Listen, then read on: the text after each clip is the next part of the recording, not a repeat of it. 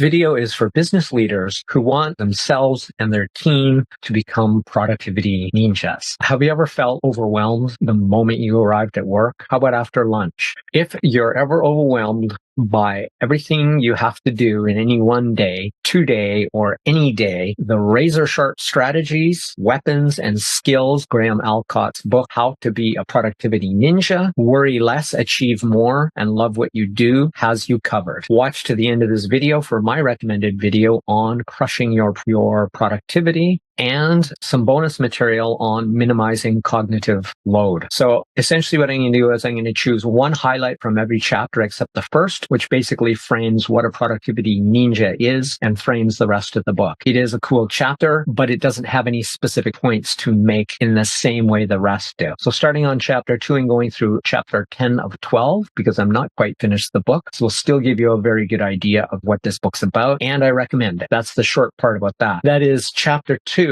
why we get stressed. And he talks about sources of stress and their solutions. I'm only going to talk about the sources of stress because many of the solutions are the same. Many of them are sort of obvious, at least after the fact, but he gives good solutions. And I want to keep this fairly short, sharp, and tight. So his sources of stress are control, change, overload, panic, looking foolish, fear of being found out, conflict, and vagueness and ambiguity. And I think the most significant one here is actually the last, vagueness and ambiguity. I'll come back to why that is later down this video. So essentially the main central premise of this book in a sense would be attention management. That is, he acknowledges rightly and wisely how our brains or cognition actually works. It goes in waves of alertness and tiredness, times when we are best able to deal with mental tasks and make decisions, and times where we are least able to make mental tasks and decisions, and how to manage our attention in a way to take advantage of that, do the right tasks at the right time, and plan to do that on an ongoing and organized basis. So chapter 4 is about ninja email, and this is about getting your inbox to 0 and keeping it there or maintaining it at a very low level at the very least by organizing stuff into different folders. And he has some really great and unique strategies as to how to do that and how to make the categories, including using characters. I do that sometimes too, like ... or @ so that the program automatically organizes things by the character you use. You can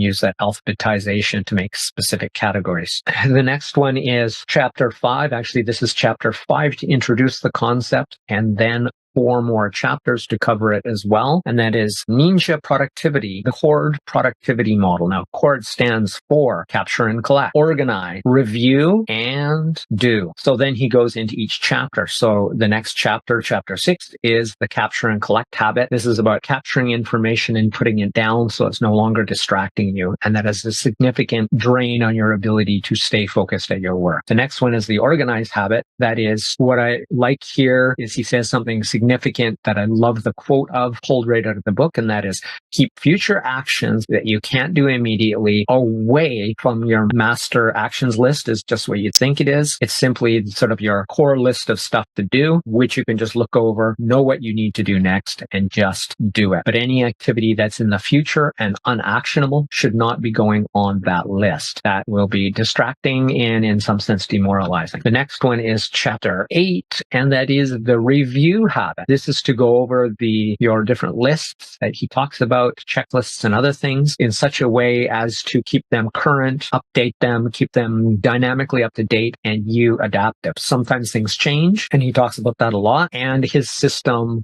builds flexibility or maximizes productivity, but also builds flexibility into it. And part of the review is knowing when you have to revise these different lists and stuff. I like what he said here, or not him, but actually one of his quotes, which was thinking for yourself is still a radical act, 𝗬𝗂𝘂𝗵. So that's the gem out of chapter 8. Chapter 9 is the do habit. And this is the last one I will do because this is as far as I've listened, but it will give you a very good idea of the overall book and definitely recommend it. So chapter 9 is the do habit. And he particularly focuses on monotasking. That is focusing on a single task and not to make any decisions unless absolutely necessary. That is, he makes an analogy of an assembly line worker who's job is to put cherries on the top of a cake. One cherry on the top of the cake. It's their only job. Cake comes along, cherry on. You pick up the next cherry. The next cake comes, you put it on. This is the doing part of it. This isn't about thinking and making a lot of decisions. You've already done that in advance. So there's a lot of proactive management in this system, but done in a very good way. Better than anything I've seen. He draws a lot of inspiration from getting things done, but it's not quite as rigid, and it has a lot more insight into how cognition actually works with none of the geeky language or stuff that I would be likely to use with it. But he knows his stuff. It's really good. I'm going to mention one exception to this is Pomodoro. While the idea of Pomodoro is great, everybody who seems to use it uses the arbitrary, unscientific, and I don't know why they've done it this way, the very arbitrary time factor of 5 minutes of a break and 25 minutes of productivity. I looked online, I tried to find stuff, and the best I can tell you is Pomodoro, ideally, if you're going to use it at all, should be 20 minutes of downtime, 20 minutes of relaxation, don't do anything really productive time, followed by 90 minutes of productive time. It's not clear that you can actually train yourself to do that on your schedule. It's called an ultradian rhythm. It's part of your metabolism that affects everything about your body, including your alertness in your brain. And it's the same thing that causes you do the same thing, right?